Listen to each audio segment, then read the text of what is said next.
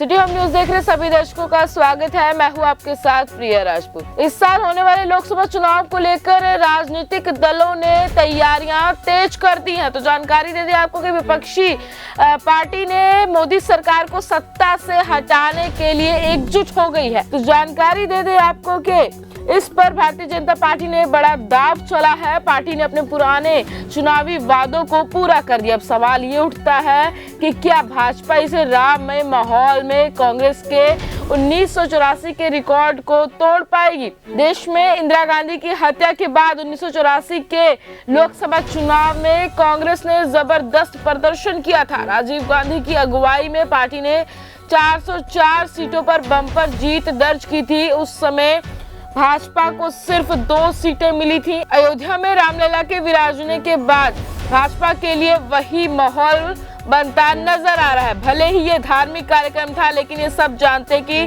प्रधानमंत्री की अगुवाई में राम मंदिर का निर्माण हुआ। साल 1984 में जैसे कांग्रेस के पक्ष में चुनावी माहौल था, उसी तरह माहौल जो है भाजपा के पक्ष में नजर आ रहा है। भाजपा ने इस बार लोकसभा चुनाव में 400 प्लस सीटों पर जीत दर्ज करने का लक्ष्य तय किया है। इसके लिए पार्टी का सबसे ज्यादा फोकस उसी राज्य पर है जहां रामलला की जन्मस्थली है, यानी उत्तर प्रदेश में।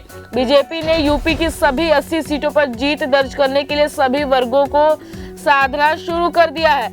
अगर पुराने दौर पर नजर डालें तो भाजपा के लिए राम मंदिर वरदान साबित हुआ है।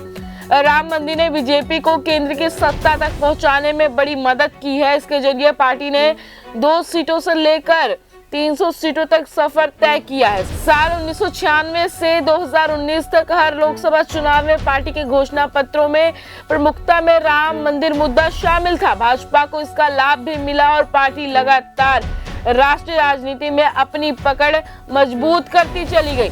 जब अयोध्या में राम मंदिर के निर्माण की कोई उम्मीद नहीं थी, तब लोगों ने भाजपा पर भरोसा जताया और वोट देकर पार्टी को केंद्र की सत्ता सौंप दी।